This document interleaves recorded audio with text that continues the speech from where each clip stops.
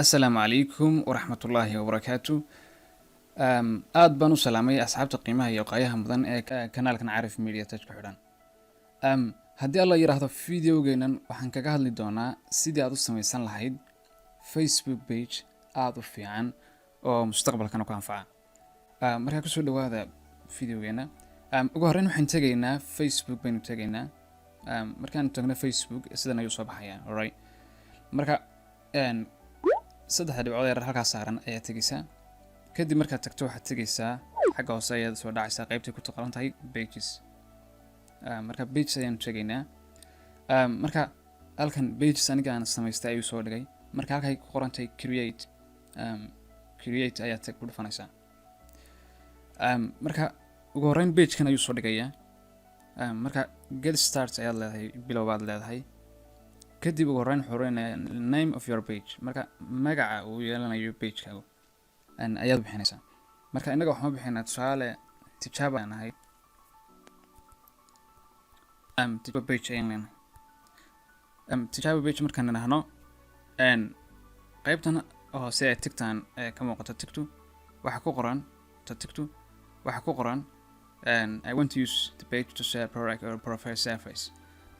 waxaan doonayaa inaan page-kan u adeegsado inaan adeeg bixiyo, sidoo kale inaan yani service aan sameeyo. Marka ama sell product ama aan alaabo ku iibiyo, macnaha yani waxa laga jeedaa page e-commerce oo alaabta lagu iibinayo sida website-yadan iibiya alaabooyinka page ay Facebook leeyihiin oo kale. Marka doonaysa inaad samayso something like that, markaas waxaan leenahay anagu waxba ku iibinayno. marka haddii aad doonayso aad page-ka alaab ku iibinayso tigta ayaad saaraysaa ma aad service bixinayso sida shirkadaha kale. haddii kalena waad ka qaadaysaa. marka anagu waan ka qaadanaa, anagu waxba alaab ku iibin mayno, next ayaan leenahay. marka category wax la yahaa jira oo halkan ku soo dhigay page category-ga, page-ku noocu yahay, type-ku yahay, page-ku wuxuu ka shaqeynayo macnaha category. marka this help people find your page. tani dadka waxay ka caawinaysaa category-gan aad doorataa inay dadku page-kaaga markiiba la kulmaan, alright. marka halkan wuxuu soo dhigay afartan qaybood hoose oo ah suggested categories uu soo jeediyay. marka personal blog, product and service, art, musician band. afarta midna haddii aanad ahayn xaggan ayaad ka raadin kartaa category-ga. marka wuxuu soo saaray qaybtan buu soo saarayaa book, magazine, brand, product, company haddii aad tahay, event source, local business haddaad soo gelinayso, qof haddaad tahay movieska macal filimada adigu documentary-da noocaasa sameeya, music oo kale, other haddii ma garanaysaa othertaasina waxay ku anfacaysaa haddii aad doonayso category-ga aad doonayso inaan halkaa muuqan, alright. marka people oo kale waad dooran kartaa, sport oo kale, television, website and something like that. marka haddaynu people doorano, inagu people ayaan dooranay tusaale. marka people waa category, marka waa qayb.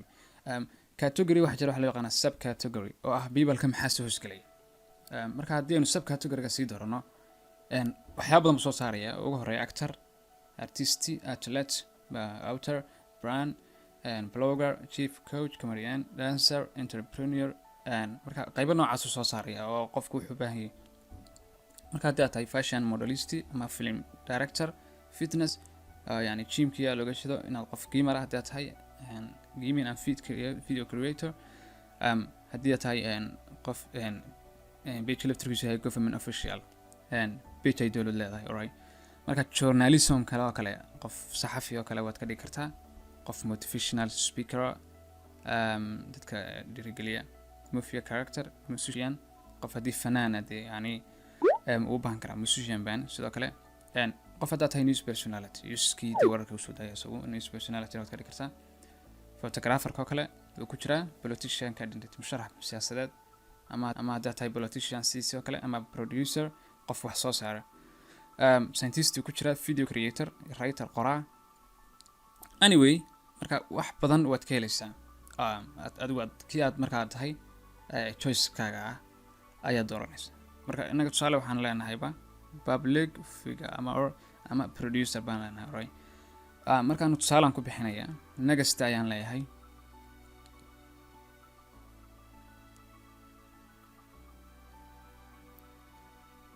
markaan next yidhi page-kan ayuu ku soo dhigay. marka wuxuu leeyahay add profile picture. profile picture yani sawirka uu yeelanayo page-kaagu samee ku dar. Marka halkan ayaan ama waxaan samayn karnaa inaynu halkaas boxka ku jiro qalinka yar ka muuqdo tigto saarno ama add aynu hana button taano profile picture. Marka laba option ay ku siinaya inaad hadda waa sawir qaado oo kamarada mobilkaaga ku qaado iyo inaad sidiisa sawirka soo dhigto. Upload photo ayaan leeyahay. Upload photo hada sawir ayaan soo qaadayaa baash. Sawir baan soo qaaday. Tusaalahaas ayaan soo dhigayaa.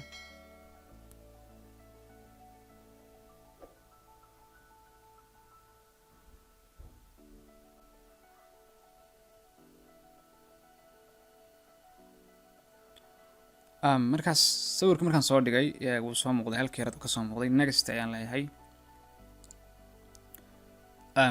Xagan ugu dambeeyay kan wuxuu soo dhigaya add cover photo. Cover photo aad fahansanaa filaya. Marka waa sawirka xagga dambe la soo dhigo profile picture ka dambeeya.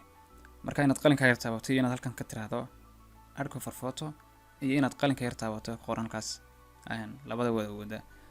Marka upload ayaan leenahay sidoo kale. photo soo gelina. Okay yalla sax. Save ayaan leedahay markaas. kadibna wuu upload gareynaya.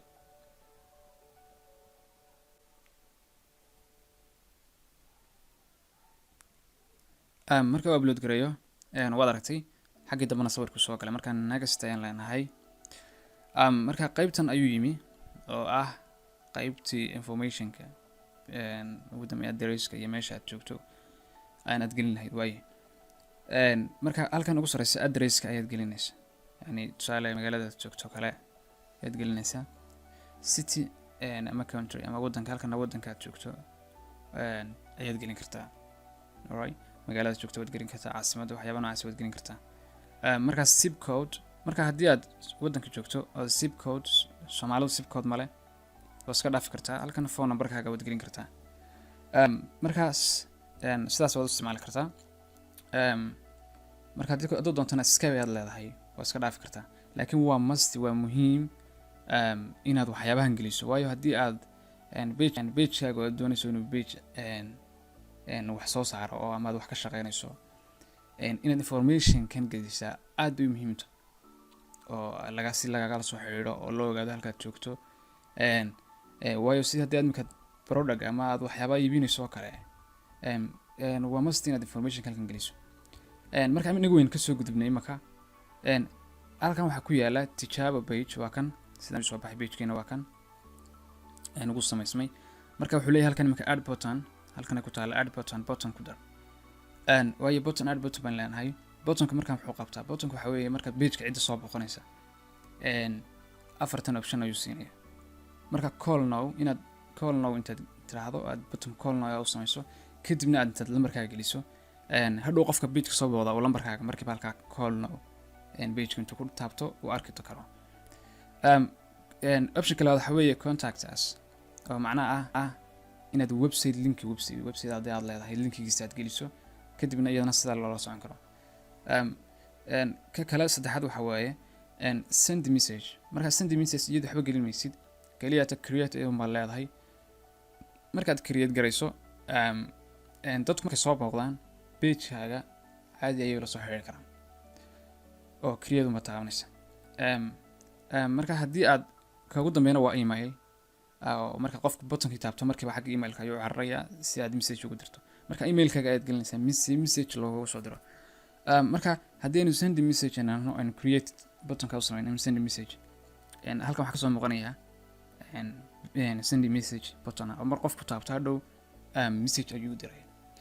waaye marka qodobka ugu dambeeyay aan ka dhawaajinayo waxa weeye information-kii hadda waan soo dhaafnay. Alright. halka aynu gelinay address-ka marka dambe aynu baahanay inaynu address-kii aynu isticmaalno. Alright. waxaan sameynaynaa edit page halkan ay ku qoran tahay ayaan tagnaa kadib halka ku taala magaca tijaabo page category-gu ahaynu produce marka halkan waxaad gelinaysaa waa kan website hadda aad leedahay waa optional waa iska dhaaf kartaa laakiin waad gelinaysaa waa markii dambe aad ama aad wax soo samaysatay ama aad xog kale u baahatay inaad geliso. Description-ka ayaa halkan yimid. Description-ka waxa weeye wax page-kan ku saabsan. Tusaale inaga waxaan leenahay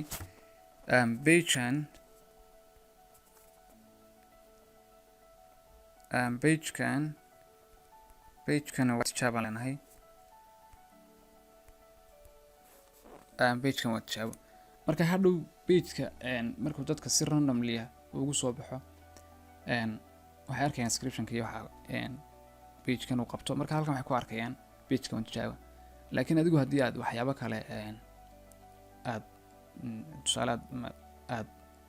tusaalaad ma product soo saarto ama aad filmayn kara ama waxyaabaha samayso xogtooda aad ka qoran karto. description-ka wada fahmayna right. halkana lambarka aad gelinaysaa, xaggana city aad gelinaysaa, magaalada joogto, street waa iska dhafkadha.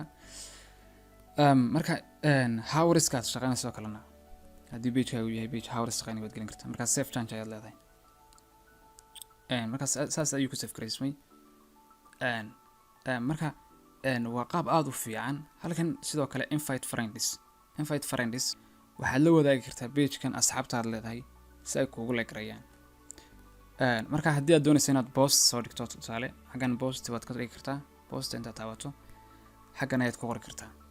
marka waxaan leenahay waa page tijaabo ah, ama waxaan leenahay page-kan hadda ayaan samaynay.